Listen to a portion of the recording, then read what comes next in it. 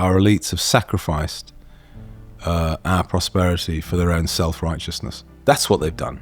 Basically, and I'm going to simplify, try and say, what have they done? They've sacrificed our future, particularly young people, to be self-righteous. And you see that in lots of domains. It's not just energy. You see that in, obviously, borders and refugees and all sorts of things.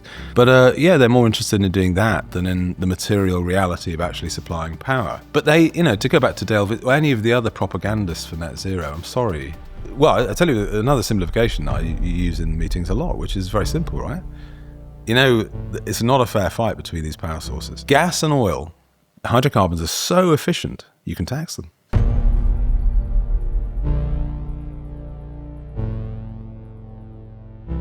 Okay, Mr. Sugarman. So did he make a lot of money off those? I bet he. Well, I don't know. I've no idea. I just heard the story. I don't know. I hope he did. He could be a multi-millionaire and completely disturbed because nobody opened. Because no one's doing it properly. Yeah. So how have you been, man? It's good to see you. I'm good. Yeah. Well, it's funny because when Jack said can we ask again? It'd be lovely to do it. But I was thinking to do it a year later and saying what's happened. Well, nothing really. Everything's got worse. Well, gradually. Some things haven't though. No, not everything. One or two haven't. So our last show, I mean, we were still fairly new as a show, but it's very popular. Got a lot of really great feedback. Yeah. I think there's a lot of old school kind of people with left-wing ideas who felt like the SDP might be a home for them because it's where else you go? Sensible politics, right? Sensible politics. And I think I always like interviewing a person for the second time because the first time you don't really know each other. You kind of feel each other out, but there's lots happened since. But we kicked off pretty well at the start, actually. Sometimes you do, it depends what happens. Like, I've just done talk radio, do it every time I'm in London with Mike Graham. We know each other so well. It's just like, let's pick up what we did last time. We trust each other, and we know what we're going to say. So the audience has missed our 10 minutes on punk rock. I know they have. Yes, they have. Well, that's the best bit. Yeah. Well, listen, look. I did. I'll tell you why I stopped playing punk. Apart from I didn't listen to it, but I worked out. I got the calculator out. I played Rockaway Beach probably about 600 times, and I worked out how many times I hit the snare. It's about 1.6 million. And I said to the band, "That's enough. I've done enough now." Have you seen the film Whiplash? Yes, I have. Yeah. So it's up there with one of my favourite films of all time. It's a brilliant film. But is it like that? The claim in the film that that jazz drummers are the best by far is true. Okay, but they're the best in all respects. I mean, remember, if you're a brass player, you play trumpet or bassoon or whatever, sax. If you play in a concert orchestra, it's all regulated and you're told what to do. And jazz players could do that, but a lot of concert players couldn't do what jazz is. So just riff, just do it. It's much more talent to do that. Yeah, so when I've been to Ronnie Scott's, like I say, I used to go all the time when I worked down here because it's a good evening. And I can't remember what night. They used to have the kind of open night. So the drum kit and the various instruments. And just random people would just come up and they would all just jam. Just play, yeah. And it was, I was like, hold on. Are they playing a song? Or is there a certain theme to a song and they just kind of deviate? And well, I don't understand jazz, so I didn't know what was happening, but I couldn't understand how they just all got up and played. Well, there's some sort of structure to it, and then they play within the structure, but they can go wherever they like. Usually, at the start of something, they'll start with a basic melody, or and it could be like a standard song that everyone knows, and they'll just start that, and they'll just go off into directions. But they always pull it back, and it's democratic because they get a chance each to do it. Everyone gets a solo. Yeah, kinda. But it's totally different art form. I think it's the highest art form, actually. I think music is the highest of all art forms. I think jazz is the highest of it. But it's funny, but you have to develop a jazz ear. It takes time. Most people don't know what the hell's going on. I like it when I'm there. You've got to. It probably takes years actually to get it. One of my whippets, he's not with us anymore, but his ear was up, and I just tweeted. I took a photograph of him, and there's thousands of hours of jazz into this ear, and someone wrote, poor bastard. But actually, it is true that you do have to listen for a long time to get it. Yeah. Well, it's good to see you again. Yeah. I can't even remember how. Was it about 8 months ago we did this? 9 months ago? Start of the year, yeah. It was January, yeah. January, it was. yeah. Well, I was snappy because it's really funny, Peter. Actually, someone said I've never seen the sort of assertive Will, and it was dry January. There you go. I was a little bit snappy. So look, lots have happened since. I'm deeply concerned about the future of this country. Primarily, I'm thinking a lot about the economy. So today, another friend of me has told me they're closing their business down next year. I put a post up on Facebook ahead of this interview, just said, how's business? Are you an investor? Are you investing? Do you have a local business? How are things? Reach out to me privately. I've had I'll show you after, 4 or 5 people reach out and say it's really hard out there. And I know it's hard. Like my businesses, I'm finding it hard. I'm lacking the will to invest at the moment in small business because I don't see it. And just, I went out to America recently to see somebody I know because I put together a thesis on how to redevelop a town. I had an idea of investing in the local economy and creating businesses that were part owned by the people who worked at it, part owned by the town in terms of benefit, and that you could create a community around the town that people would work together and build the town. Anyway, by the by, and I was about to put it in front of him. He said, "Look, Pete, if you're asking for money, I'm not investing in the UK." I was like, "Okay." Astonishing. So, I said, "Why?" He said, "You got to fix the foundation first. Yeah. The UK is not a place that's worth investing in at the moment. I don't want to lose money." Yeah. And he said, "If you want to go and be a politician, I would support your campaign and I would help you, but you got to go and fix the foundations first. It's not an economy to invest in." He said, and absolutely, it's funny you've brought this. He said, you got to fix your energy policy. He said, you're anti-competitive on the international stage. And if you can fix your energy policy, it's a tax break for small businesses and homeowners. Yeah. No, it's right. He's right. I mean, there are so many things to talk about, so many problems. Energy is the master industry, and we've got that completely wrong. And I'll tell you what, I learned a lot with the team writing that energy paper. And a lot of what I learned was stark, and it's not going to be easy to fix from where we are, because you have to change a total paradigm and you have to correct a lot of problems.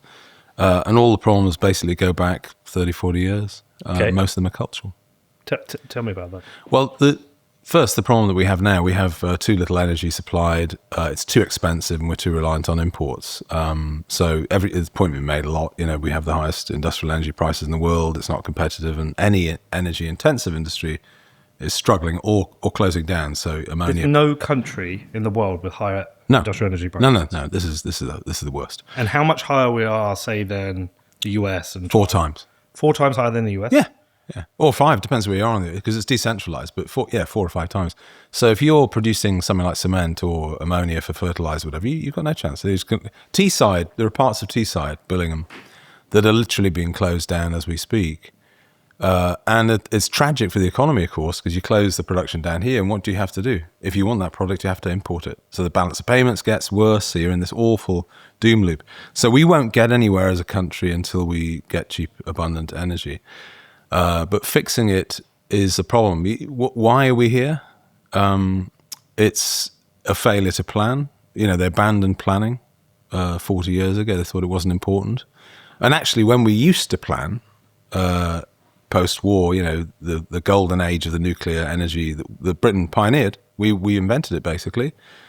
It was very old-fashioned. Had a state entity, the Central Energy Generating Board, CGB. They produced power, and if you look at the graphs, it went up and up and up, and it was good, and we had industry that could use it. And then you had a sort of flawed privatization. You shouldn't, I would say this, from my point of view, you can't and you shouldn't privatize natural monopolies. It just doesn't work. Water and energy production and transmission should be in the public sector. And it was better when it was. And I just, all the data is in. I'm not going to argue with anyone on the data because it just doesn't work. Well, it's funny you should say that. So the libertarian side of me, this is the one area I have struggled with, and I've even discussed it with libertarians, and they said, no, well, the water sector wasn't really privatized. They had guaranteed profits, blah blah blah. But my thing on water, I think, is actually a public good. It is. Yeah. It is a public good, yeah. Like parks and things. Yeah. There's certain things I think we should protect as a public good. And so that's an area where, like, my libertarian ideas kind of break down. Well, they do, yeah, but also just the textbook, the economic textbook tells you it's a natural monopoly, so you can't have competition in it. If you can't have competition, I don't want it in the private sector. I want the private sector deregulated and then energized. I want the government off we're regulated to destruction in this country. So I want the private sector to make all the money and produce all the product. But the frontier, as I said last time we were in, water's basic, and it's not helpful to load it with debt or sell it to foreigners. I was invited as a guest to the Tory conference a couple of weeks ago to speak with a friend at a think tank and a big fringe meeting, True North, and I made the point that you've got a cultural problem. And I don't want to be rude. I used to be a member of the Tory party for 4 years, a lot of friends in the party, but I didn't want to be rude. But I said, you have a cultural problem in this room. Because you're getting other states to run your railways, and you've got foreign entities owning the water in your capital. I think that's a problem. I think that's a cultural problem. And if you don't understand that it's a cultural problem, you have a cultural problem. Because no sensible state would do this. South Korea wouldn't do this. No, we just wouldn't do it. So I think that is a problem. But to get back to energy, so we had a flawed privatisation, and then we stopped planning and producing. We just was indifferent to that. You don't have to bother doing silly things like that. The market will decide. Well, the market's incentives are entirely different to the states. The CGB had one basic function, was to develop and supply power to the grid. Yeah. It was really simple, and they did it. They weren't distracted with anything else. If you have a private producer, its real incentive is to sweat the assets. It's not a service ethic, it's to sweat the assets. So underinvestment and squeezing it, and then you get into trouble. But then everyone knows what happened. Then you combine that with net zero ideology, and you end up with a crazy system. It's funny, because you had Catherine Porter in, and she's excellent. But my job as a politician is to really simplify. Okay. Really simplify. So, renewables are not very sensible. Wind power and solar power isn't sensible because it's not reliable, and it's as simple as that. I mean, if you're relying on renewables, you have to have two systems, right? You have to have a real one, which is gas power stations or nuclear, or whatever, base load, and you have to have a pretendy one. And it's that simple. And it's not just that it's pretendy, it doesn't work. So because it doesn't work, you have to have a backup, and you have to have two. A good one would be enough, right? It's very, very simple. So net zero is it's a form of pretense. I always talk about cultural issues. I think it's yet another cultural problem, because the whole political class, the Tories the same, they were the same, Lib Dems same or worse, Greens worse probably, and Miliband is just the epitome of this thinking. They have to pretend that it works, and it doesn't. The humble bee. A keystone species crucial to the survival of Earth's inhabitants.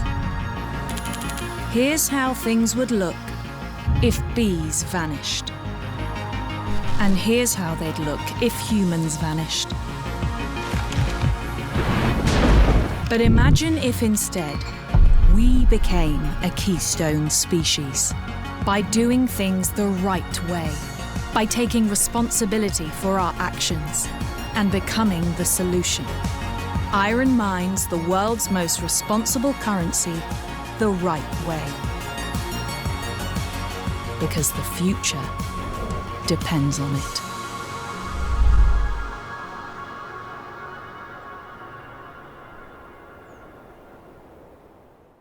Well, whenever you see a debate on it, whether it's a politician or someone like a Dale Vince, they will come out with graphs and charts. And he's done very well.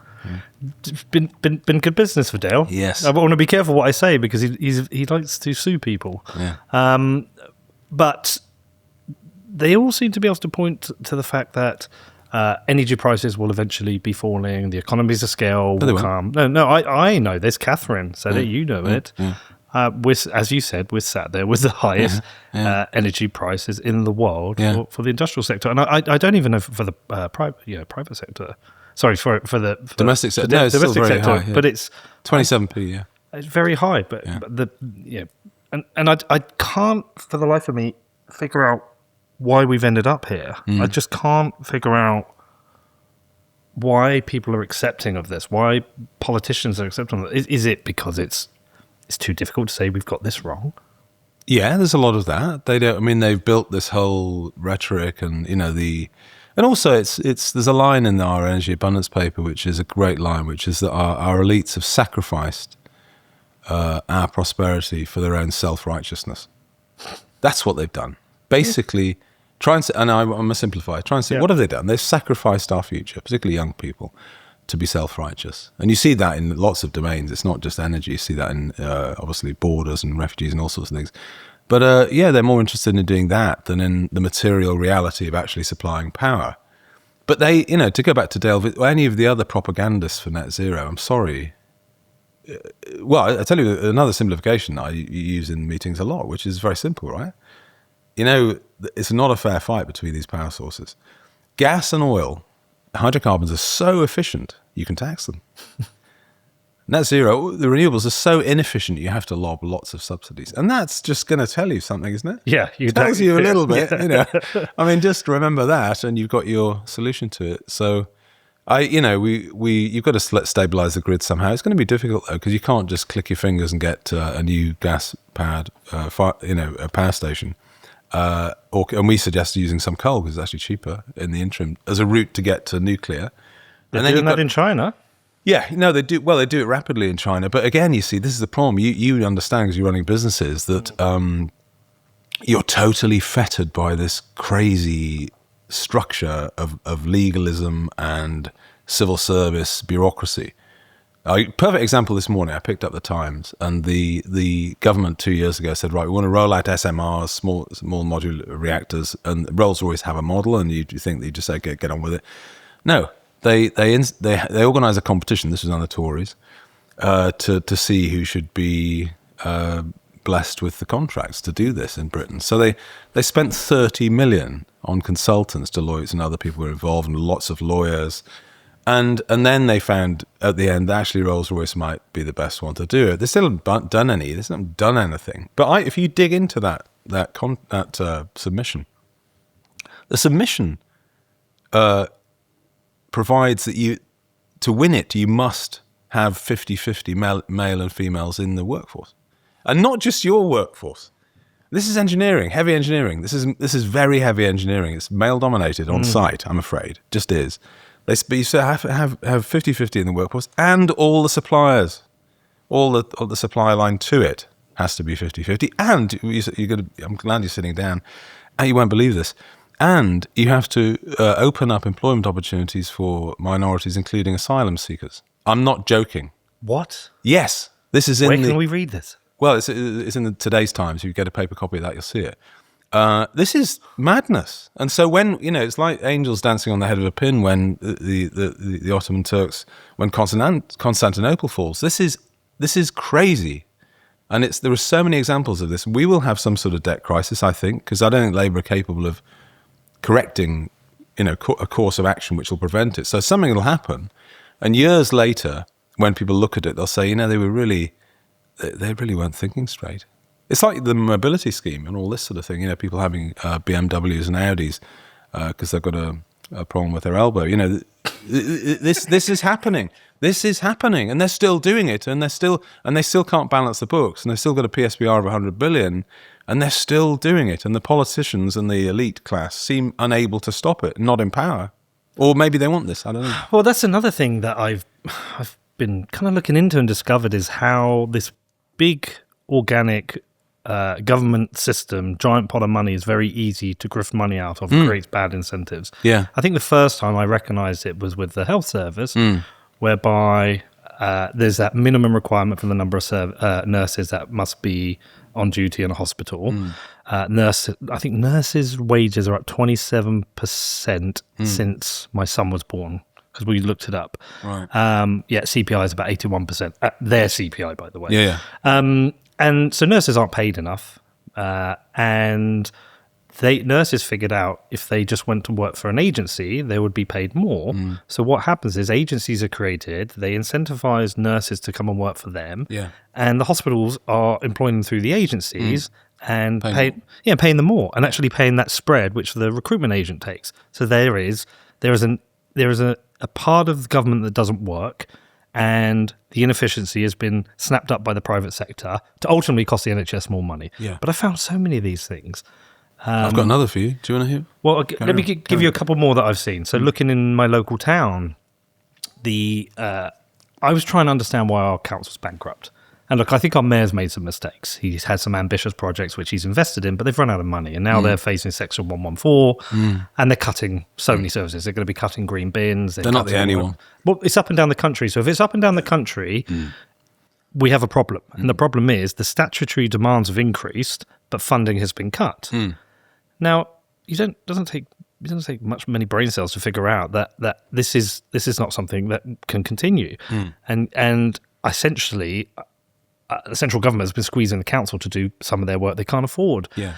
And I noticed that with the Homelessness Act, that there's this duty to provide emergency housing. Well, it's nearly tripled in Bedford in 3 years. The landlords, you have to be an approved landlord, they're making so much money from this. There's a guy I know, he used to buy houses, do them up and rent them out. He now rents houses, then sublets them to the council because, the council pays so much more and it's guaranteed. No, look, he does have to increase the price slightly because invariably, once somebody leaves, there's a lot of work to fix it up because of the people they're putting in there. But I'm finding these things like in every single direction. And there's another thing. Make sure I tell you about this BT tower in Bedford at some point as well, because this could be a national disgrace. But what I've realised is that private equity and clever small business people have realised there is so much guaranteed money to be made off government, and government just says yes. They do, yeah. And this has become a problem in so many parts of our society. And so, yeah, I mean, you've got an example. Oh, well, I was going to say example in a bit, but the root cause of it is just fail to do the basics. So what if someone asks me what my plan for local government is, it's something very old-fashioned, which is uncomplicated direct provision. That's what I call direct provision. The council actually does the services. So you get rid of so much outsourcing, you get rid of complexity, and you go around to... It's a bit like in the 50s and 60s, you really did have to, in urban district councils, rural district councils, you had town clerks, usually people that had actually done the job on the ground, and then they rose up. And they weren't very often didn't have degrees or anything. Now you've got chief execs, and it's all about comms, and it's all about compliance and the rest of it. It's not about basic provision of services. But it's true what you say. I mean, it's not proper local government in this country in the sense that Whitehall gives you the statutory duty, and then you just do it, and here's a little bit of cash, and probably not enough. That is less. Yeah. And I just found about the business rates reset. I didn't even know this was a thing. So the business rate reset is, you've done a good job. We're going to take some of that off you now, and you've got to do it again. And it's a terrible incentive. Yeah. Yeah, and so, I mean, I really worry for our local council. Yeah.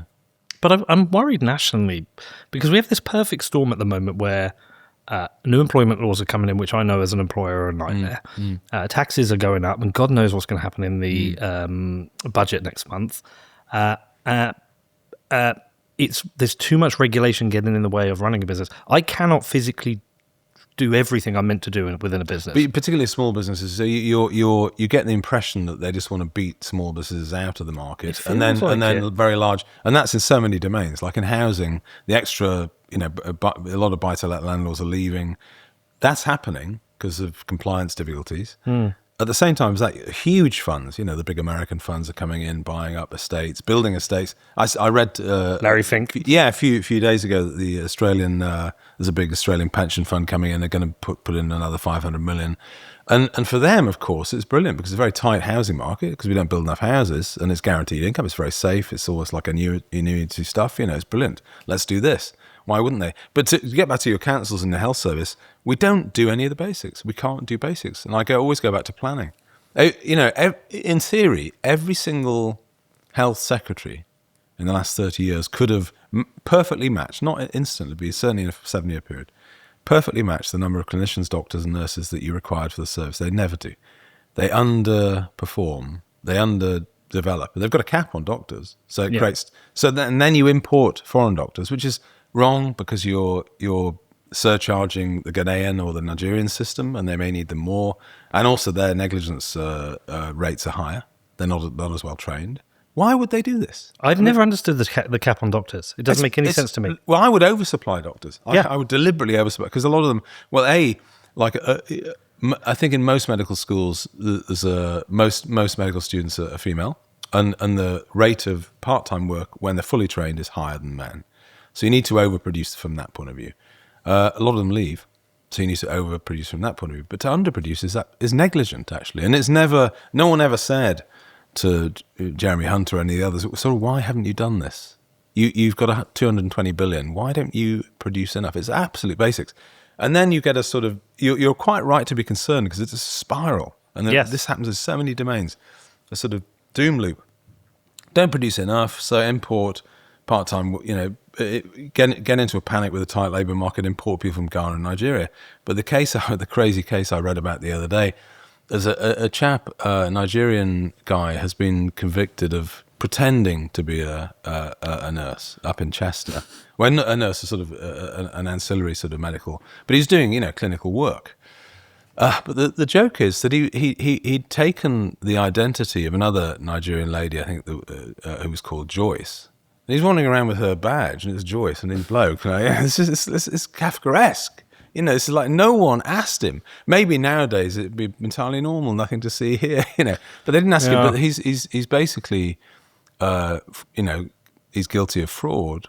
But here's the kicker: he is only in the country because his partner is on the skilled worker thing. So he's one of the extra family.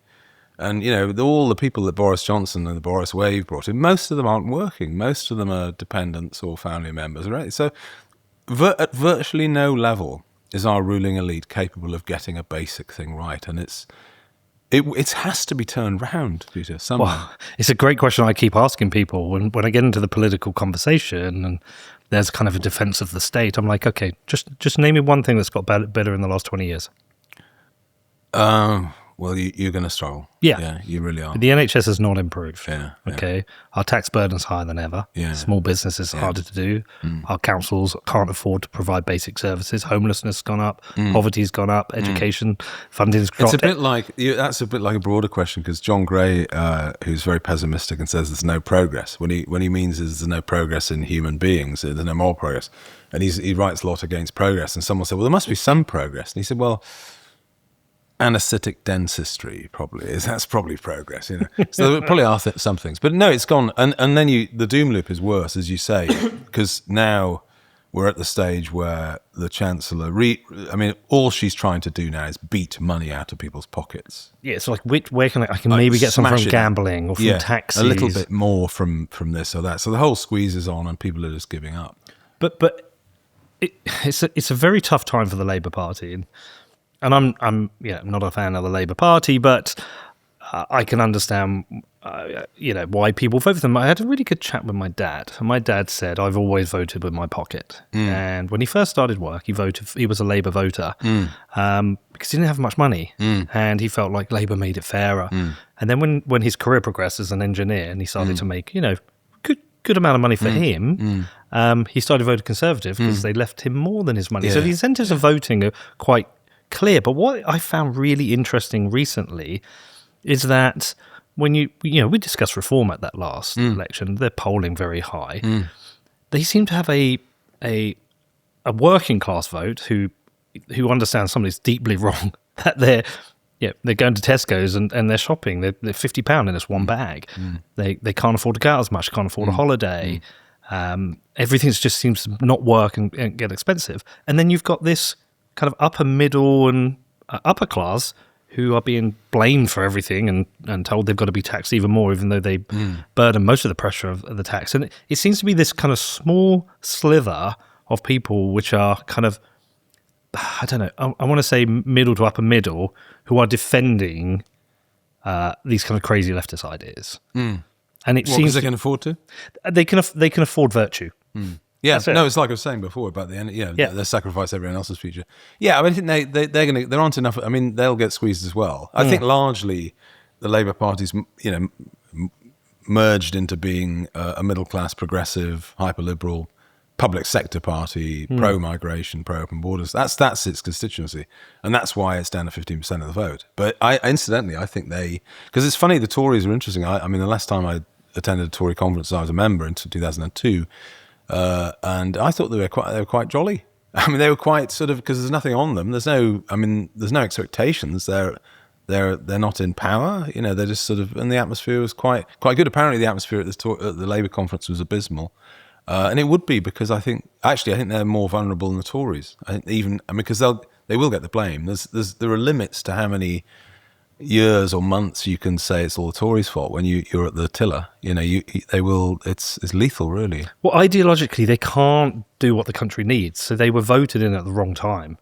I think after for the wrong reasons. Yeah, look, if we had a booming economy and people felt like it's time for the Labour Party because the wealth gap is too big, and the Labour came into power, if times were good and they had a bit of redistribution, you're going to get away with it. But they've come at a time where we can't afford it. And Rachel Reeves is in the worst position possible because, it's record borrowing under her. Yeah. Our interest rates are crazy high. And she's got her own black hole. And which she could help cause. Of course. And she's already chased away a lot of rich people. Everybody I know who is, who's slightly older than me, 50s to 60s, are buying properties abroad and preparing to move abroad. Because tax is so high and services are failing. And so they've chased away all the rich people. And what's she going to do now? Her hands are tied. Well, there's no, it's just a Laffer curve. You can't beat any more money out of it. It doesn't exist. You'll just kill the goose. But they sort of must know this. They are not able to make a correction which would save us from calamity. That's the cultural problem they have. So look at the welfare reforms, which the backbenchers that proved themselves to be childish and innumerate. That's what they're like. And I was chatting to someone the other day about who's going to be the next Labour leader if the government allow the May elections to go ahead, because talk about those being cancelled. But if they are, then Starmer's under real pressure because they will get caned, absolutely caned at those elections. And who's going to take over? And people are saying, well, actually Miliband. I say no. What? No, yeah, but that's your reaction, Peter. God, no. But no. But the bloke is a moron. I know, but I had a friend. I have a friend in the Labour Party who's an insider, knows it very well.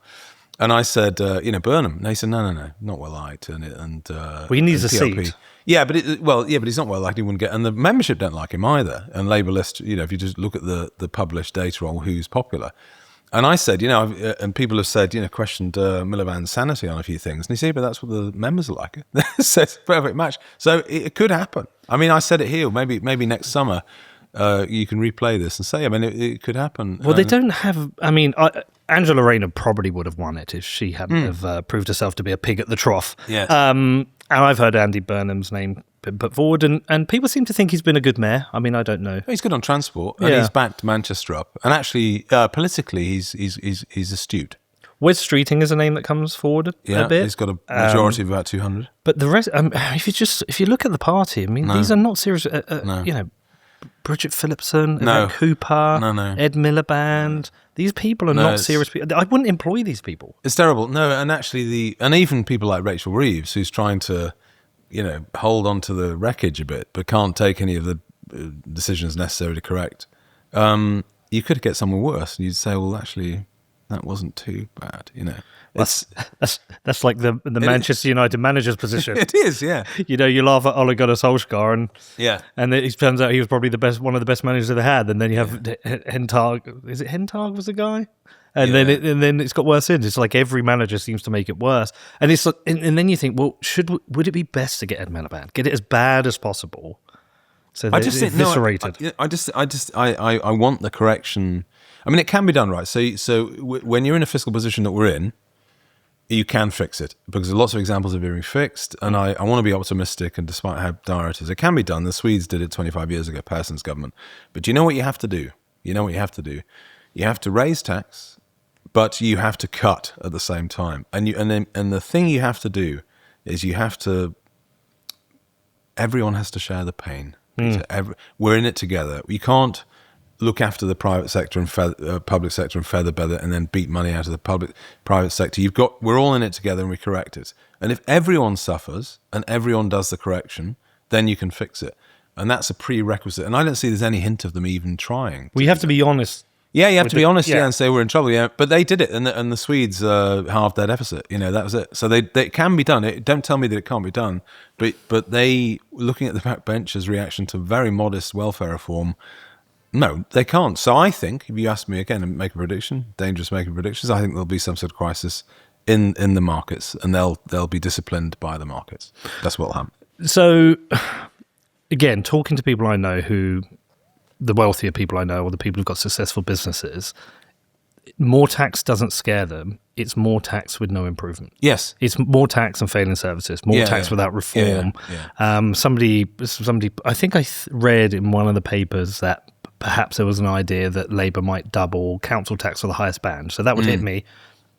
It's annoying, but if it's £3,000-4,000, I can do it. It's not a problem. It's done. Yeah. I don't. It's quite high anyway, actually. It is quite high, but what I'm saying is £4,000. I would rather have that. That's a nice holiday, but I could do it.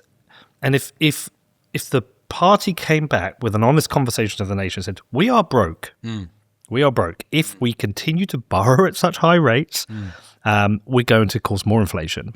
We are broke as a nation. We have to go through real austerity. And like proper correction. A proper correction for the whole nation. We have to balance the books. The wealthiest is going to pay the most. Okay, I'm in. I want my nation repaired. So I'll give you and I do too. And so an example is in our paper, our energy paper. So because anyone on the economic left who's proposing to build some things, or the state wants to get grid stabilization, we say, how are you going to pay for it? And we say, well, the 30-year bond, not the best time to try and raise, because that's at 5.5%, and so long bonds are pricey at the moment for lots of technical reasons. But you've got to know the difference in cost and value, which is what I'm getting at here. So we calculated using OECD metrics that the lost productivity, again, you're sitting down because I think you're sitting down, the lost productivity to the UK economy in the last 25 years of high energy prices, 3 trillion. Well, it doesn't surprise me. 3 trillion. That's the aggregate lost productivity. So that's what the cost is.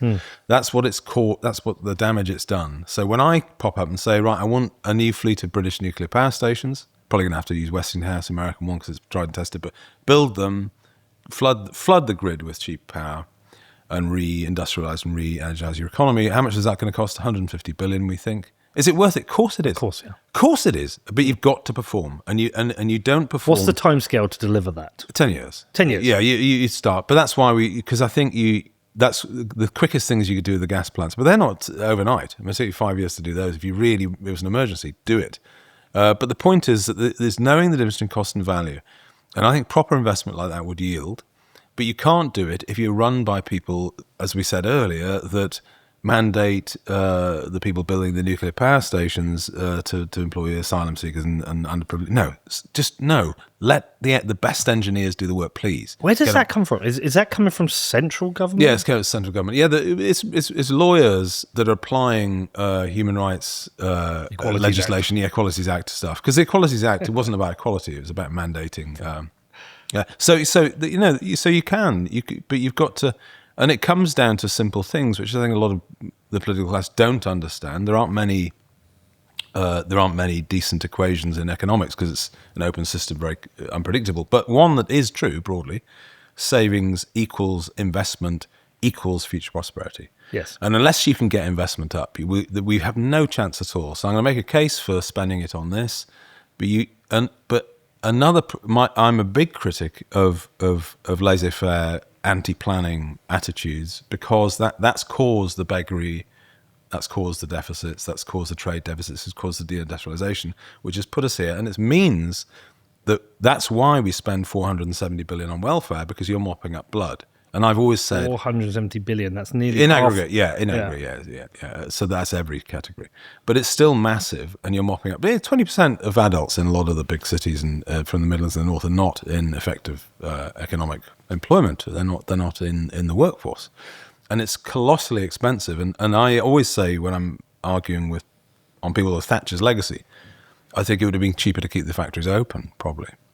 Socially and economically, and I think there's a very strong case for that. I was the European Conservative, because it's Mrs. Thatcher's it's the centenary of her birth last week, and the European Conservative asked me, they were looking for someone to debate Charles Moore, who's her official biographer, 3 volumes of brilliant book on Thatcher, 3 books, and they're redoing that, and they said, well, would you be prepared to debate Charles in a good faith way? And I said, yeah, sure, I'd be honoured to, and I did. And he took my points largely. I mean, a lot of Thatcher deserves credit for some things. Falklands War, taming the unions, very important, and we supported that in the 80s. She tried. She deserves credit for trying to turn around the morale of the country, that you can have a future. There's a lot in there. But on the economics, on the material things, the housing, on energy, on an industry, I'm afraid it was a failure. And a lot of the privatizations were failures. It was selling off the family silver. And actually, I was surprised that Charles accepted a lot of the points I made. So I think you've got to be real. We are where we are. Get the diagnosis right, and then set off. Let's have a proper private sector that makes wealth, and a proper public sector that does a bit of water and housing, transport, and energy. So on this podcast, you are definitely hearing me talk about Bitcoin a lot. Well, why? We live in a really strange time with governments driving inflation with their reckless spending and endless money printing. There is a way out of this. There is a way to protect your money, and that is by stacking Bitcoin. I've made loads of shows about Bitcoin. You can go and research this, you can go and read the books, but the truth is it is the hardest money ever created. If you are interested in protecting your financial future, it's time for you to get on the Bitcoin train. I've been stacking Bitcoin personally and through my businesses since 2017. It's protected me, it's secured my family's future, and it also strengthens all of my businesses. So if you want to start stacking Bitcoin, where do you do it? Well, for me, it's with Gemini. They're a fully licensed, full reserve exchange and custodian, so they give you a secure way for you to buy and own your Bitcoin. There's no risks and no funny business. So if you're serious about stacking Bitcoin the right way, head over to Gemini.com, which is Gemini.com. I want to talk to you about one of my sponsors, Incogni. And that means we're going to talk about the weird world of spam. And I don't just mean those spam emails that you get day after day from companies you never heard of and companies you've never signed up to. I'm also talking about those spam phone calls you get from those people who seem to know a little bit too much about you, trying to get your bank details. It's all a bit creepy, right? Now, this all comes from the world of data brokerage. There are companies out there collecting your data, building profiles, and sending that data to anyone who wants it, which is why when one of those scammers phones you up, they seem to know everything about you. Now, I've tried myself to get off these lists, try to get off the phone list, try to get off the email list. I unsubscribe from every one of these emails that comes in, but this game of whack-a-mole, it just never ends. And so this is where Incogni comes in. They do all the hard work for you. They reach out to these companies and they will get you legally removed from these lists. And I know because the last time they sponsored my show, I signed up and I didn't take the free option that they offered me. I wanted to pay for it. I wanted to see if you get value for money. And they removed me from 79 data broker lists. And so I've stayed on. I've stayed a subscriber and I have seen a massive decrease in the number of emails and phone calls I've been getting. So it's a great service. I recommend you check it out. If you're sick of this like I was, please head over to incogni.com/Peter and sign up. If you use the code Peter, you will get a lovely 60% discount. So that's incogni.com/Peter. So how do we get through this next 3.5 to 4 years? With great difficulty. Yeah. I've been questioning the idea that the Labour Party actually has a mandate anymore. I know they have a mandate from the election. Yeah. But is it... I don't believe they represent the country anymore. I believe if there was an election tomorrow, they may get 15% of the vote. Yeah. And I keep thinking about it. Does there get a scenario where we have severe civil disobedience to the point where we could question the idea that we would need another election? And I know because they have a majority, it's going to be very hard because a vote of no confidence probably won't go through. But I think it's desperate. I think it's going to get really bad, and they're certainly going to lose the next election. So, what are we waiting for? Well, they're wonderful observations. I think they're all correct. Is consent active? Is consent? No. The system. I mean, the parliamentary democracy that we have is elections, general elections, and they won a general election. They've got a massive majority. They've got the biggest majority since the early 1800s. 1820 was the larger one. 170 is very, very big. So one of the things I've always been very clear about is the Labour Party is not falling in the sense that it's not going to just say, I don't want to do it anymore. The last stages of the Tory administration of Sunak and things, I used to go for a coffee at the Commons with a couple of Tories that I liked. And they used to say to me, I'm not naming names, but they used to say, it's terrible, William, we just want it to end. Yeah. They were really at the end. And it could get like that, but they don't give up. There's no history at all of governments with big majorities. If you can win a majority in Parliament, the government won't fall. And I see because of the size of it, I see no prospect whatsoever. I think Starmer could leave. I mean, he could be ousted and all. And I think you can have a crisis. And I think, have you interviewed David Betts yet? David? No, is he You the should. guy who says essentially King's we're in a College. civil war? Yes. He's a theorist. You must. He's an excellent. It's a little bit doom laden, but it is fact based. Well, the value divides. Yeah. Sorry, I watched his interview. I think it was with Trigonometry, where he said 6 of the 7 conditions for civil war are met. Yes, they are. Yeah, and in big numbers. Yes. And he just looks at data, and he's an expert in internal civil disobedience and disorder and strife, and all the academics have pretty much agreed about this. They rate. By the way, it's not just us. Germany, France, Holland, Sweden, and us are in the same boat, and they sort of try and quantify what's the prospect of a civil war, proper civil disturbance occurring in the next year, and it's they say it's 0.16 or 16% of a chance, and it's going to go up. So I'm worried about that. And he was at the Battle of Ideas yesterday. I listened to him, and I think you should listen to him and take it very seriously. And the thing that I'm worried about is I don't think you're going to get as I say, you're not going to get a change of government. But you'd have a government that's losing control, losing the reins, because they're not doing any of the right things. But some of the things that are causing the collapse in trust could be corrected. But they're not the people to correct it, and that's the bind that the country's in. So I'll give you an example. The raising the colours, the flags. In the area of Leeds that we have our councillors in, Middleton Park, Belle Isle. I haven't been for a while, but I was down the other day doing a bit of electoral work, and there's flags everywhere. Yeah. There is, every lamppost has a flag. And people, the progressive, shielded middle-class liberal is sort of a little bit perturbed, a little bit embarrassed about this, doesn't know why it's happening. And they denigrate it, actually. But the reason it's happening, and they must get with this quickly, the reason that it's happening is that the white British majority, feels disprivileged and denigrated, and they feel their history is denigrated, and no one's speaking up for them. And all they see is two-tier policing. It's a peasants' revolt. It is a revolt. It's a rebellion against disprivilege, and it's a revolution, actually. Yes. But actually, it's also a sort of cry for help. And if you don't have an elite that can see that and react, then you're in trouble. So I'll give you the best example I've got, because I spoke at the David Betts thing last night, because everyone was being so gloomy, and I said, well, hold on, but some things can occur with political action. One of the things that I've always wanted in Western politics, I wanted a government somewhere to show that you could get a hold of the border, just to show the others, because the leaky borders everywhere, and none of these supposed nation states do anything about it. It's pathetic. We can't.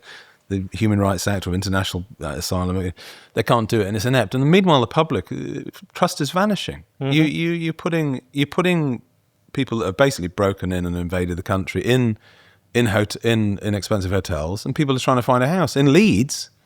There's 26,000 people on the housing waiting list, and the council wanted to make it a sanctuary city to encourage more of this, and my councillors said no. They were the only councillors in Leeds City Council to say no, and the Tories said yes.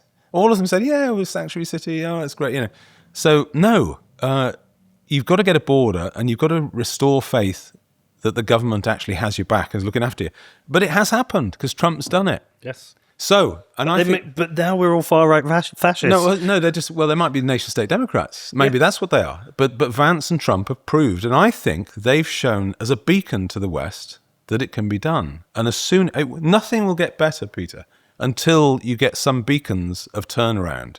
You've got to get to the bottom, and then actually it will get better. I'm on the back of 2 trips to the US in the last month. And both times, strangely, I had to go to the same cities. I went to New York, which obviously is a Democrat city. Yeah. I went to Nashville, which is, it's a Democrat city in a Republican state. Yes. And then I went to Vegas. Yeah. And what stood out is optimism. Restaurants are full. Every single restaurant is full. And when I speak to people there, they're optimistic. They're optimistic about business, optimistic about the opportunity. Yes, they say we've got a divide in the country. It still exists. Yeah. ICE is not popular with Democrats. People think Trump is an authoritarian. I don't. I think he's just getting shit done.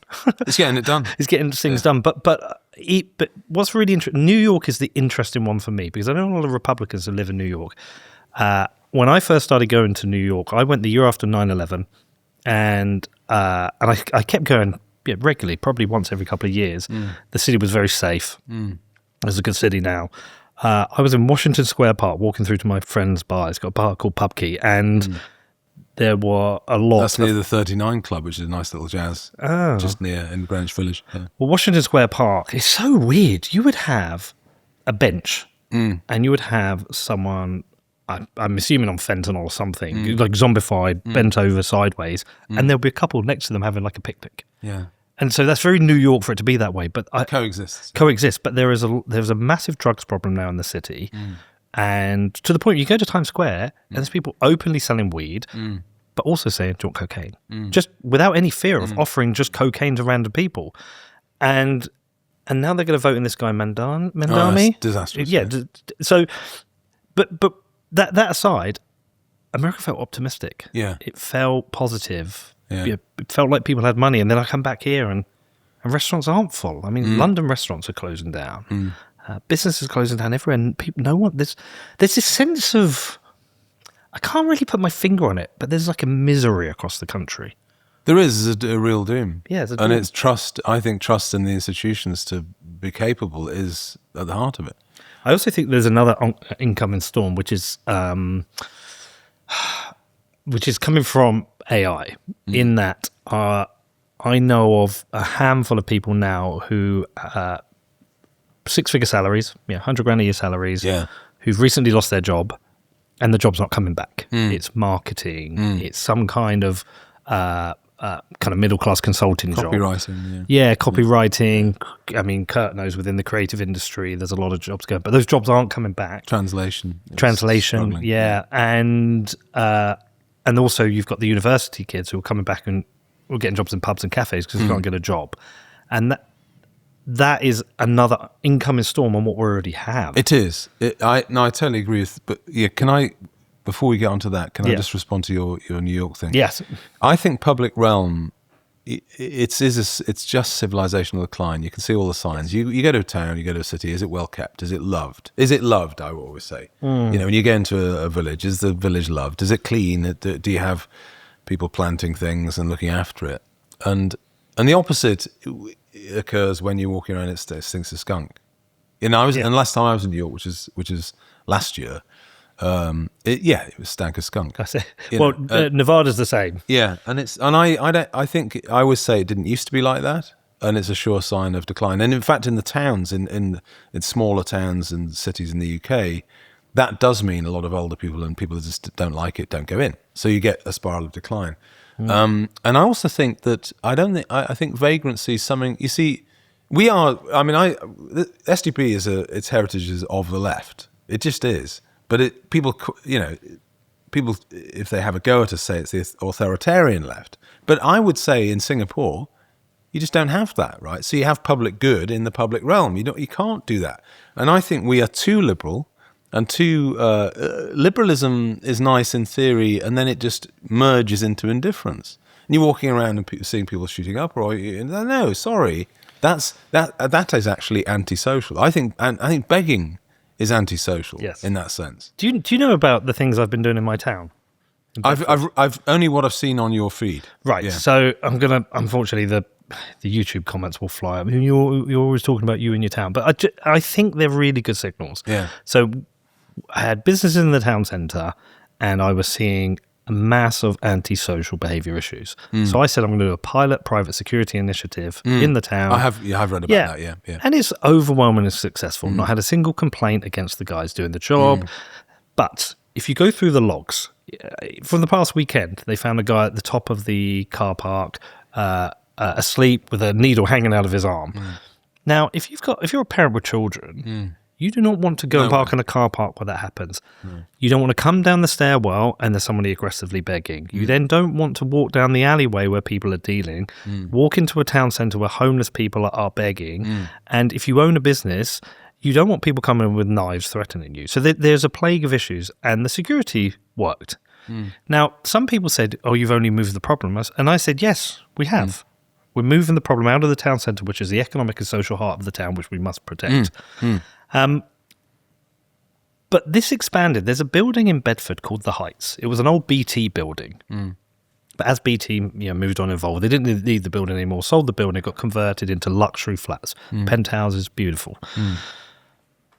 But recently, over the last few years, they've had a number of issues. Firstly, the landlord is really a crook. He might sue me for this, but he has been stealing the service charge money and not putting the money into the building. Genesis Housing took over the first 3 floors, which is social housing. And I did a tour of the building. It's basically like the film Snowpiercer.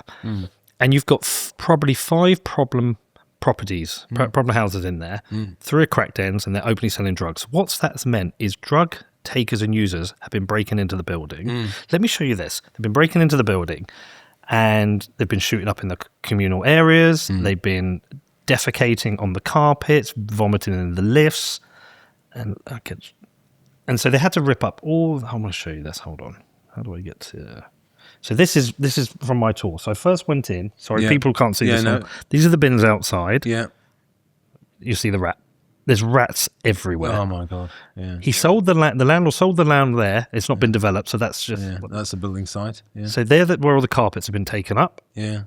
The stairwells, writing all over the walls. Now these were luxury flats. Fundamentally, that's a good building. It's a great building, and I've been into the flats, and they're great flats. Now, if you own a property there, you can't sell it. So what?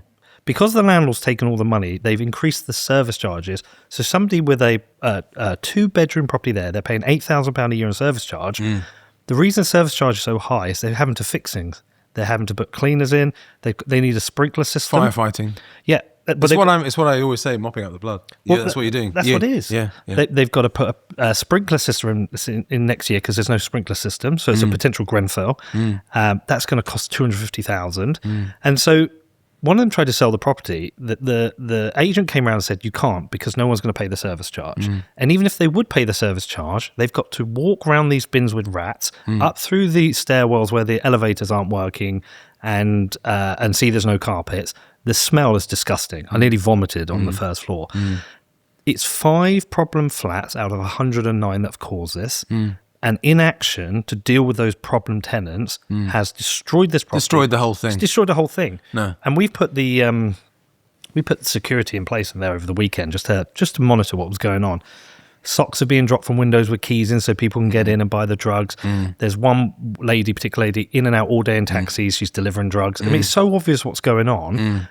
Yet no one's dealing with it. No one deals with it. What are we doing to our towns? But it contaminates everything. And that's the concept of a public good. It's why the centre of towns, the centre of cities and communities is vital. And one of the reasons it's vital is actually everyone shares in this. And if it goes wrong, everyone suffers. That's what's happened in your block. Everyone else is suffering because of a few people and lack of assertion from the authorities and the rest of it. But it's the same in towns up and down the country. Everywhere. Up and down the country. And how do you change it? Well, you have to have some policies and implement them and grow some. You have to actually stop vagrancy for a start and begging. I mean, on the numbers, particularly like in the Northeast, there's no, if someone's homeless in the Northeast, there is somewhere for them to go. Yeah. So you can't have people begging on the streets and you can't have a society that's so liberal it says, look, it's my right just to sleep here in this doorway of this shop with a sleeping bag. No, it isn't. No. You're actually being antisocial. I'm being socialist in saying, no, we're not accepting this. People don't want to see this. It's ruining everyone else's investments and lives and enjoyment of it. And it gets back to the classic definition of a public good. A public good is like a light. You know the definition of this? A public good? It's like a light, like public lighting. It's there. Everyone can enjoy it. And no one can opt out of it. Yeah. So you can't not have the light. And in town centres, you can't not have a good town centre if it's looked after, which is why it's always sensible to do it, So I've been looking at this. I've tried so hard to make changes in the town. I thought what would happen is by stepping forward and doing this, investing in the town. Do you have the backing of the police and the local authorities? Do you know them? Have they? Yes. So I know the mayor. I know the mayor. I know the chief inspector. So when I originally did it, I think there were some reservations. But what happened was I've been visited by a number of police officers. All of them back what I'm doing. They say, look, we're stretched. We're dealing with so much across the town. There isn't enough of us. What you're doing is great. It helps us. We integrated with the CCTV and we report things to the police and we work with them. That's fine. I think even the chief inspector is happy we're doing it. The PCC cannot stand me because I've embarrassed him because he's in charge of strategy. Some of the council... You have to do comms to... Well, exactly. Comms to stop you, I think there are elements within the council who know it's good, but it doesn't reflect well on them. So it embarrasses them. There's some that hate it. One particular council called it the paramilitary wing of a coffee shop. Right. He said there's no place for it in the town. And then with regards into the town, there are, if you're conservative-minded or a centrist, you like it. If you are Green, Lib Dem or Labour, you live in this certain area, we call it Castle Road. It's our Islington. They all hate me. Yeah. I mean, they But I think hate me. you see, the thing is, I would say that you are civilizational and they're anti-civilization. Oh, I agree. They're anti-civilization. Yeah. And actually, I will say this. I think a lot of these people hate this society and hate its culture and hate its history and hate everything about it. They're not our friends. They're if anyone wants to build anything up or make things better, they're the first to criticise. Unless it's within their community of people who agree with their line of thinking, then they will support them. But the line of thinking is not. It would be tolerant of this stuff for the start. They would always take the side of the perpetrators of this, wouldn't they? Of course, They'd they usually. would. It's like there's a joke. What is the joke? So people walking down the street, a road, and they see two sociologists walking down the street, and they see someone in the gutter, beaten and bloodied, and one sociologist says to the other, "We must find the person that did this, and help them." Yeah. Well, that's like what's that Adam Smith quote? Empathy for the criminal is persecution of the victim. Yeah, no, it is. Yeah, no, and a criminal justice system has to. I mean, you see this all over the place. I mean, and this is another reason why people are putting flags on lampposts, because they're at the end of their tether, seeing examples of people that have done stabbing people or assaulting people or sexually abusing people, and walking. And people that say the wrong thing on Twitter are getting arrested. And that, to most people, just seems unfair and balmy. So it goes back to... So I looked at it and thought, I've done as much as I can, William. I've done as much as I can. I've tried. And I thought there would be this civic spirit. And it would all come... And there is... It is there, though. It exists. And there are people who are very supportive. But ultimately... I cannot change the trajectory of the town. I cannot get enough people into the town shopping and invest in. And again, talking to this guy out in America, he said, you cannot fix something on broken foundations. He said, you have to go and be a politician. Well, you can, you'd have a better chance of achieving things in France as a mayor than you would here. Because they have genuine mayors with genuine powers that can just implement things and do things. I'm trying to. You can do that in Bedford. There isn't enough money. Yeah, no, but it's also power. It is also powers. I mean, I chair my community council in Northumberland, and we're remodeling and restoring the marketplace to reduce the number of cars and to increase the public realm and to hopefully invest a few million quid in it. I'll probably need heritage lottery funding for it, but we get consent. We've actually put in consent for it now, and it's been 2 years' work to get here. A lot of public consultation.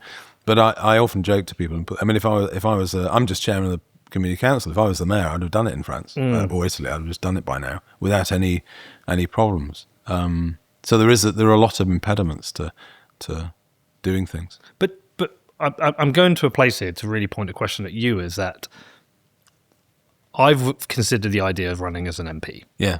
And the reason I would run as an MP is for the reason the guy out in the US said to me, said, you cannot change anything unless you change policy. And so if you really care that much, get into government and force change in policy. And plus, by the way, you're interviewing all the right people, all the experts who know what needs to be fixed on your show, so you can introduce it. And I'm not sure it's something I will do, but... You'd win as an independent, actually. Next time you realise, no, I promise you, I mean, we face it in real elections. A penalty for us is people say it looks and sounds like an all-political party. We can't trust politicians. And I'll be on the doorstep. I was on the doorstep last week, chatting to people and say you're all the same. And that's why I'm doing it. That's actually why I'm doing it. I'm trying to change it, really. But you independents, people will vote for a good independent. Maybe. I just think there's a lot of people who don't trust me in the town because of what I've done and would vote against me. Well, you need 40% of people to trust you. Well, yeah, maybe. I mean, look, Mohammed Yassin, who is the MP of Central Beds, he is well liked by what is a very left-wing town. North Beds have got a bigger chance. That's Richard Fuller, and I think Conservatives facing a crisis. But it's really pointing it back to you. With everything you know and everything you think, don't you want to be in government? Yeah, I mean that's why we're building a proper political party. We do work like think tanks. No, I mean within the party that is leading the country, so you can actually really. Oh, you mean should I join Reform? Or if it's a Conservative comeback or some kind of coalition. This is the perennial question for all of us. I mean, as you know, I've got friends in both the Labour Party and the Tories that think like me. I tipped Nick Timothy. He would have said very little in that interview that I didn't agree with. Yeah. I didn't. I saw it, but I knew he would because we don't disagree about very much. And he's very good.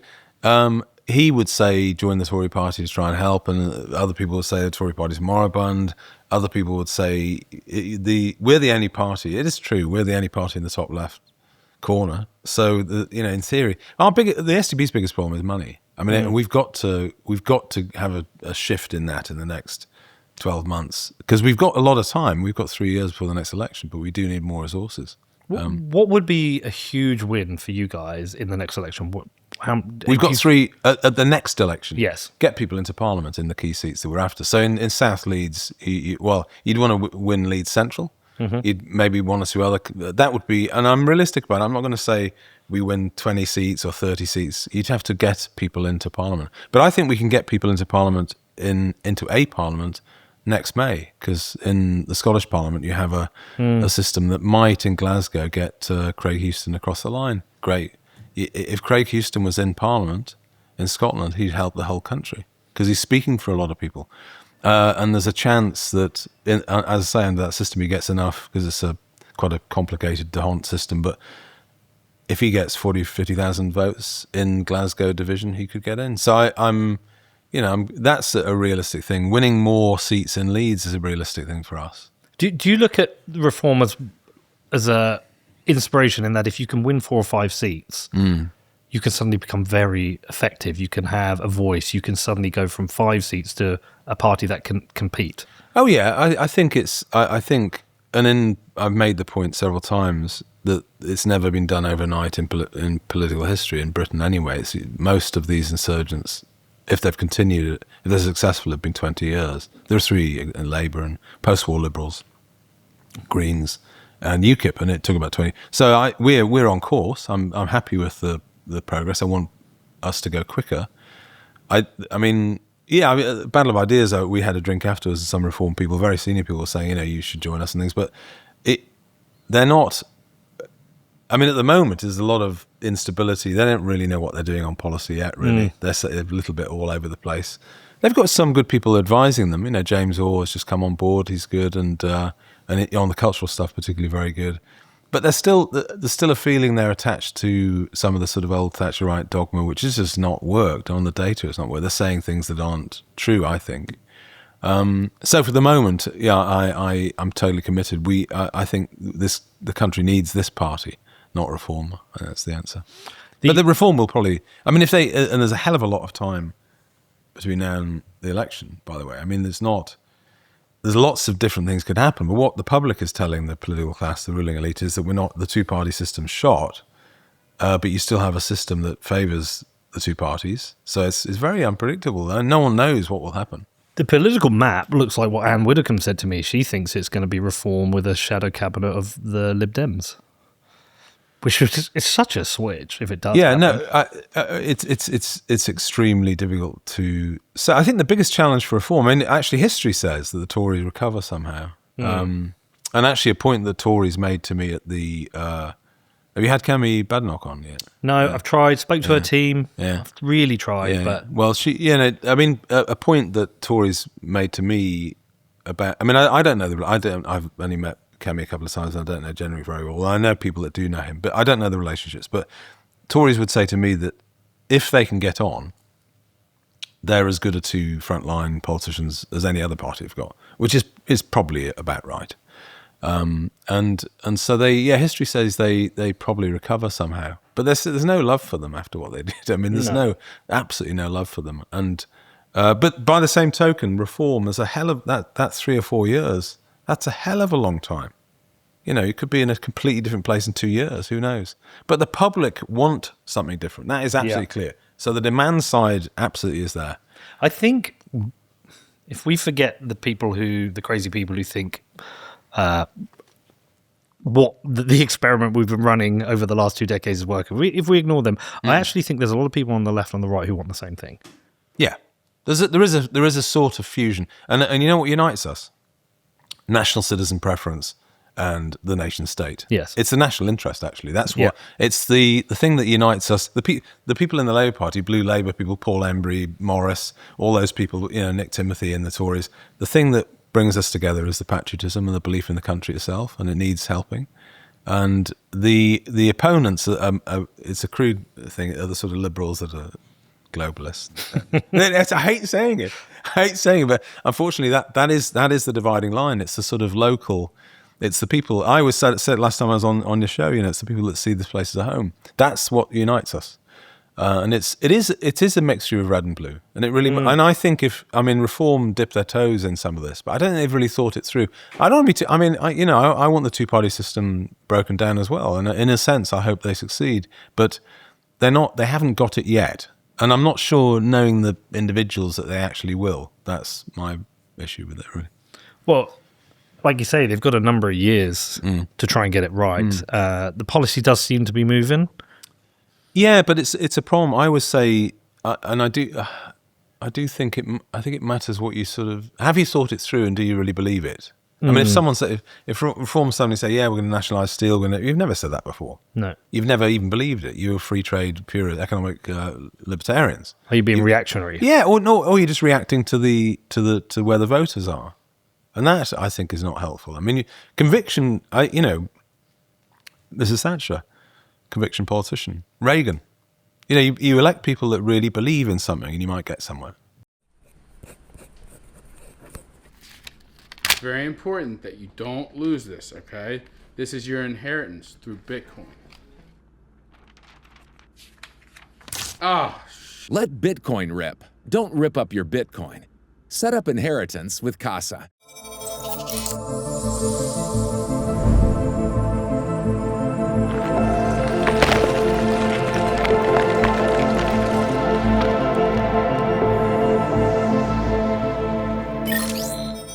So you talk about the biggest challenge for the SDP is financial. If you had a lot of money backing you, the biggest tactical thing, yeah. I think we've been very careful to get the thinking right and to get the foundations. Philosophically, that's very good, I would say.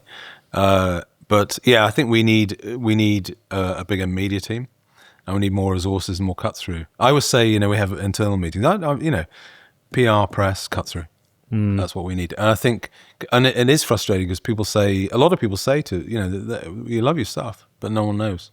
And that is the challenge.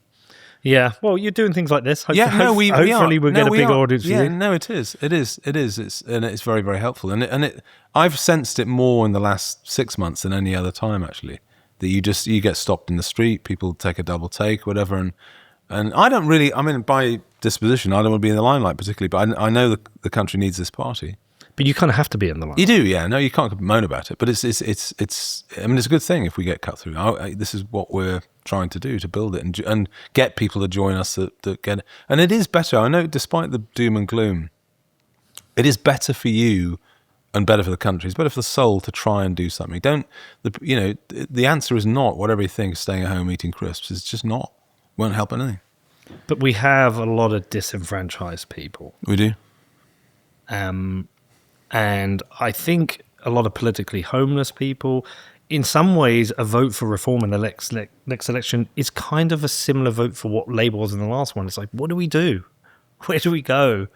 And there's no guarantee they succeed. No. That's a lot of people. If you read the blogs, and obviously a lot of people listen to Dom Cummings, and I think they know. I know they know because I've spoken to them. But they know what they're up against. The civil service, the blob, all of these impediments will be absolutely formidable. And there's every chance, actually, if they won an election at the end of the decade, that the whole country would be far worse position, far more acute. Do you know Nima Parvini?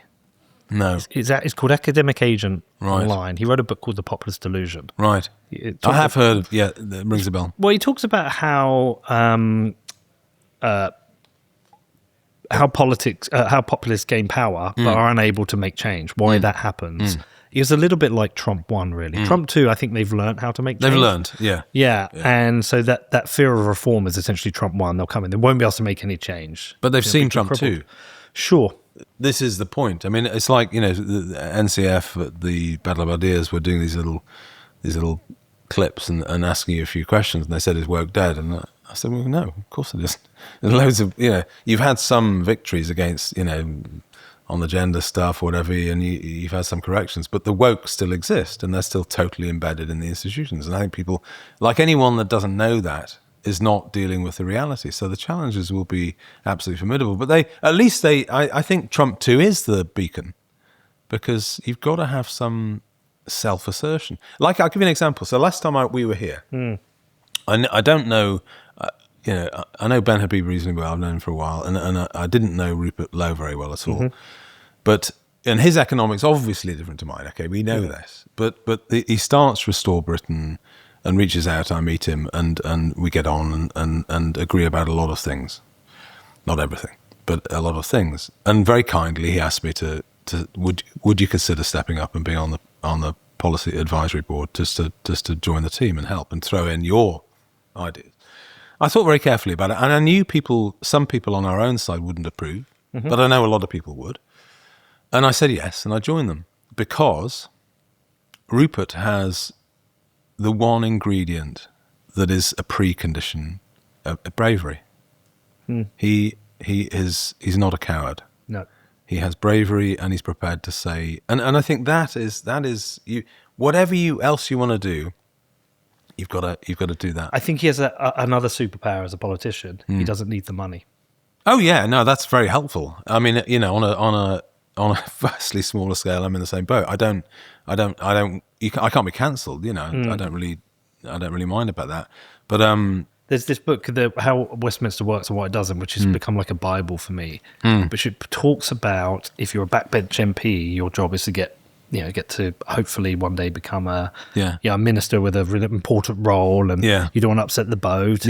Greasy pole. Yeah, and a career can be very short, so you follow the whip, and you toe the line, and then eventually, hopefully, you get. But if you're out of government, you're suddenly screwed. And actually, I would like more independently wealthy people to be in politics, because they don't need the money. No, he has strength. He can say it as it is. He's not captured by anyone.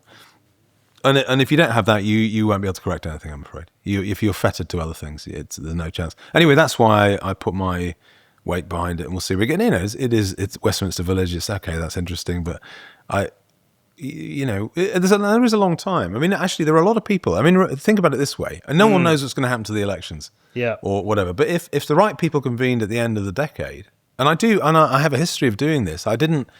It's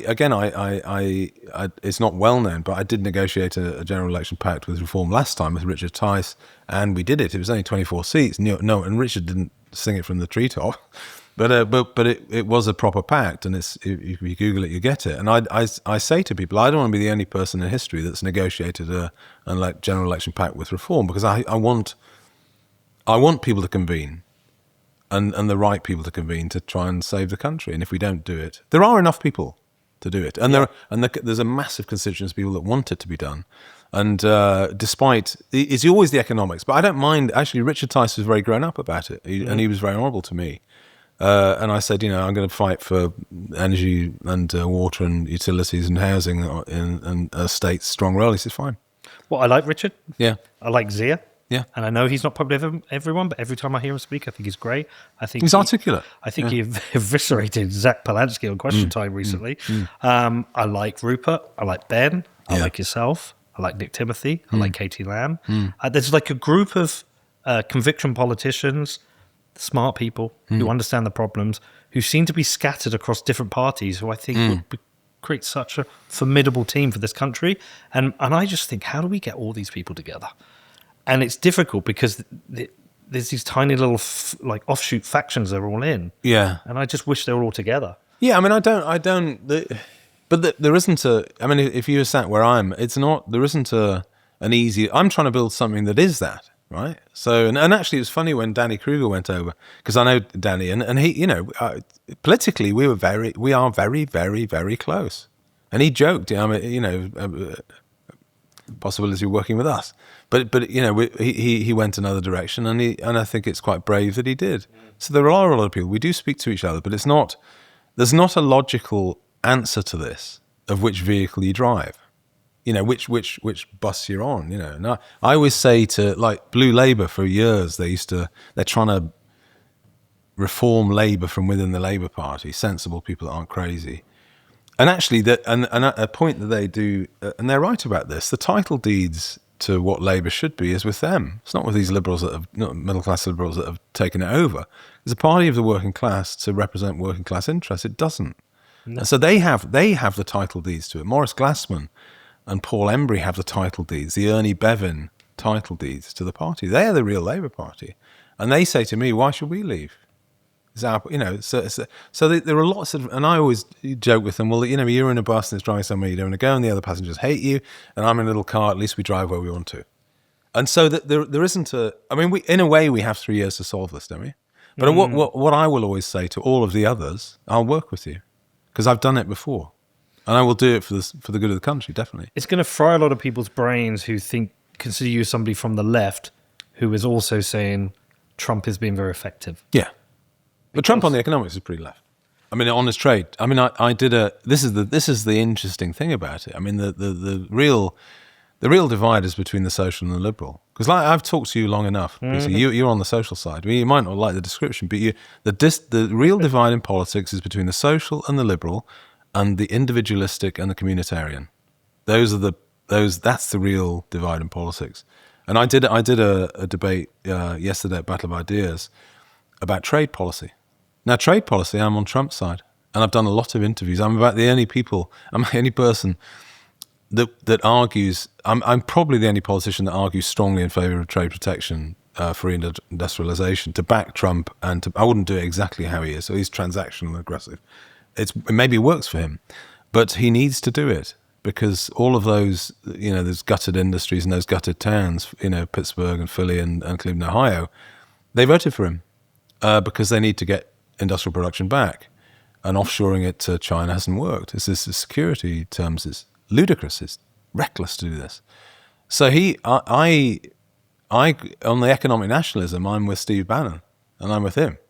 I'm so sorry, that's the way it is. I like Steve. Yeah. So there you go. So it's complicated, and it's great that listeners. It's great to give me the opportunity to explain what I'm about. But on economic nationalism, the SP's right at the top. Yeah. I mean, it's putting the country's interests first. I'm not crazy. I mean, I think the US has a much better chance of being a semi-autarky because they've got aluminium production, steel, they've got lots of resources, and they've got energy resources. I mean, their energy totally resilient. We're importing. So, but we should be more like that. That's my point. You know, it appalls me that we've got gas fields and oil fields, Rosebank, west of Shetland, and they're stopping it being drilled.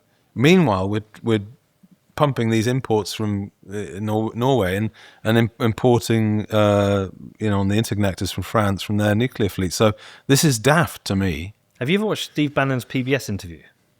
I've watched a few, yeah. There was one where he talked about, it was like in two halves. He first started off talking about, I think it was his father or his grandfather worked for the telecoms company. Yeah. And he talked about... I have seen this. Yeah, everybody had a shareholding in the company. Yeah. And there was like an incident, I think the economic crash, and they convinced them all to sell them, and then nobody had a vested interest in the company anymore. And he kind of realised that in terms of greed, they were gutting out what was owned by the workers. Yeah. And I had so much sympathy for that. I was like, okay, you know, I get it. You actually care about people being able to create personal wealth and prosperity. Like my dad, again, he was an aircraft engineer. Okay, most of his life he was in engines, fixing airplanes. Eventually, he was head of maintenance control. But he put, I don't think my dad would have earned, before I quit university, I don't think he would have ever earned more than 50,000, 60,000 a year. Most of his money he earned was in overtime. But he put 2 kids through private school. He owned a detached 4-bedroom house. We had a holiday every year. My mum could stop work and train to be a nurse. And then he's retired to a house in Ireland at 61. I've got friends on 6-figure salaries who have no pension, no savings. They probably aren't going to be able to retire. You got no stake. Both parents are working, and it's like, how has this happened? Yeah. And I think we've we've bled everyone dry. Yeah. No, we're not thinking about who owns what. Yeah. You see, the line I always use about trade is, indifference to what is made where and by whom. But I always link onto it, who owns what? We don't care. Like we're governed by people that don't even care who owns Thames Water, for God's sake. So that's a mistake. But you've got to have a stake. I mean, the reason that people are going to vote for Polanski is they've got no stake and they've got no chance of having a house. They're very annoyed, and there's a legitimate constituency which he will represent with completely innumerate nonsense. He seems like a complete moron. Oh, and it's shockingly bad. But Yeah. he's an articulate. I don't want to get into the courts either, but I can. yeah, you can maybe, but he's not. I mean, it's not. There's no correspondence to reality. A lot of what he says, but it's appealing, and there is a constituency that will react to it because they've got no stake, nothing in it. But no, I mean, I think another thing that came up in the trade debate is someone was saying to me, who represents these people? Who is going to stand up for them? Who's going to say? When the American corporations offshored all the industry, a question that could have been asked is, were these people trying to influence federal policy on trade? Were they? And I would say, yeah, they did, but they didn't care. So their interest was to try and offshore the industry to make more profits this year. The fact that the town went down the tubes wasn't really what they were bothered about. So it was the workers and the broader picture of us and the whole community that needed representing by the politicians. But it gets bought off by the corporations. Say, we'll just ship it out to Southeast Asia and make more money this year. But your town's knackered. Yeah, your town's knackered. And then the drug dealers move in and everyone has an opioid epidemic, and so you're really in real trouble. But the moment, I want to be optimistic, because the moment, it's like the debt thing or energy or anything else. The moment you get to the inflection point, you get to the bottom, and it turns round. You've got to show that it can turn round. And this is why I think Trump and Vance on the borders is so vital. Whatever you think, I mean, a lot of people don't like them, but I like Vance particularly. But they've proved it could be done if you want to do it. And that's what people are crying out for. That's the big thing. That's more on trust. Can you actually help me? And they've proved you on that dimension they can. I was with a guy this weekend, a friend of mine, just surveying him the idea. I was like, I'm thinking of running for MP. And he said, look, Pete, it's not what people say, it's what they think. That's what's important. People aren't always going to say what they think because they're nervous about being cancelled or shouted at. But he said, you've got to be in touch with what people think, not what they say. And if you can be in touch with what people think and you become the voice for the things they're scared to say or can't say, then you can be an effective politician. And I think, I believe that a lot of people in our country are thinking the same thing. Oh, they are. Yeah. Well, actually, that does go back all the way. I think it was the Tory, and it didn't work for lots of reasons. Didn't work as a campaign, but the Tory campaign in 2005. Were you here or you were abroad at the time? No, I was here. Yeah. So Michael Howard. How old was I? 78, 88, 90. I was 27. Yeah. So Michael Howard ran a Tory campaign in difficult circumstances of general election in 2005. I think the strapline was, "Are you thinking what we're thinking?" Which is quite interesting, and has a parallel to what you're saying. Yeah. It didn't work, and actually, it's funny because Howard was quite sound on some things, and he part of that manifesto was leaving the 1951 Refugee Convention. Did you always remember that? Yeah, always. Yeah. And when you debated, Tories think, "Oh, you can't do this." Well, it was your policy 20 years ago, and then Cameron came in and went a different direction, but. Yeah, no, it's interesting. I think that's true. The difficulty is, and this is why sometimes you need to cut through. We need to have someone that just says it as it is, and that's cathartic. And I think the people that do it are people like Rupert Lowe. I'm probably naturally more mild as an individual, so I might take longer to say what I'm saying, but he can say it. Vance says it. I'll give you an example. So when he came to the European Security Conference and just blasted, I remember it. Yeah, that's gold, because it's like an emperor's no clothes thing, it's like, sorry, you're in cloud cuckoo land, you people. You're not in reality. And they needed him to come in and say that. And I looked at that and think, thank the Lord. I don't always agree with everything he says, but that was like a balloon being pricked, and it was, thank goodness. Well, this is why I find Tommy Robinson such an intriguing figure, because I was very critical of him, never liked him, I just thought he was a a bad character. And then more recently, I did an interview with him. The opportunity came. I said, "No, do you know what? I'll interview him." The Overton windows shifted a bit. We had a good time. We brought up all my old tweets sagging him off, but we had fun and we talked to him. And I spent some time with him, and I found him a really interesting character. But the most interesting part of that is, and I do believe he's made some mistakes. I think he said some stupid things. But what happened was I got so many private messages of people saying, I agreed with a lot of what he said. And I think this Overton window on acceptable things that can be said and complained about has fully shifted. And we're moving now into a world where I say that the nation wants something different. Yeah, no, and actually people rely on people like Tommy Robinson, and some journalists, they rely on them to say what no one else can say. And on Tommy, I don't know him. I don't think he's a social democrat. No. But I don't go around criticizing him. I would say a lot of what he said is true. Yes. And he said it before a lot of people were prepared to say it. And he's clearly articulate and so on. But he's practiced a type of sort of street politics, which is not what I do. But, yeah. So what's your prediction? How do you think the next 3-4 years is going to pan out, and give us the pitch for the SDP? Well, the pitch for the SDP is join us. Don't just get off the fence and join us if you believe in what we're saying, and then we build it together. So we continue doing what we're trying to do. The country itself, I think, is headed for some turbulence. Seriously, I think financially. Did you get Ed West on? Have you interviewed Ed West? Ed West, you've got to get him on. So he's a very interesting writer and cultural critic, Ed West. Now he can be sort of comically pessimistic, but at least his truthometer is high. He's not shying away from it. He tells it as it is, and he writes beautifully. And I was in the pub with him a couple of years ago, and I said, "Well, what do you think's going to happen?" And he said, "Well, it's going to be the same as it is now, but worse." So that was the trouble.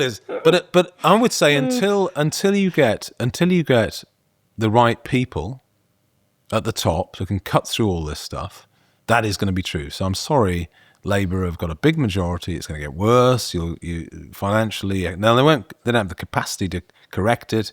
Their instincts are wrong on a lot of the stuff like borders. You get your tin hat on because it's going to get worse. But as soon as the inflection point comes and you get the right people in charge who do want to save the country, it will get better. Well, okay, let's see. I always like talking to you. I said it earlier. I put you on a list of people. I've met a lot of politicians now, and I really like. I really like Rupert Lowe. I really like Ben Habib. I like Zia. I like Nigel. I like yourself. I like Katie Lamb. I like Josh Simmons in the Labour Party. I think Josh Simmons is a really smart guy, actually.